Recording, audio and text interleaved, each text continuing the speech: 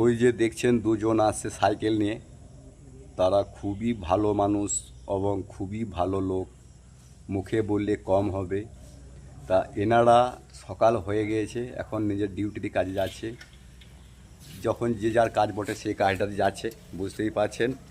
তা এই যে মানুষটাকে দেখছেন না, এই মানুষটা বহু দূর থেকে আসছে শুধুই দুটো পয়সার জন্য। কেন? দুটো বাড়িতে বসে বসে খেতে পারে, কেন খায় না বলুন? দুটো পয়সার জন্য। গরিব মানুষের এতটাই কষ্ট যে সকাল হলে ছুটতে হবে নিজের জায়গায়।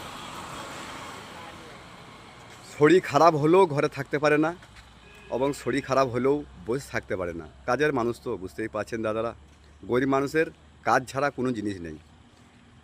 এই যে ওই যে যত দূর থেকে এলো রানিং করে, মিনিমাম না হলেও 15 থেকে 20 কিলোমিটার রাস্তা সাইকেলে চালিয়ে এলো দুটো পয়সার জন্য। তা আপনারা সাথে থাকুন, আরও ভালো মন্দ ভিডিও দেওয়া যাবে।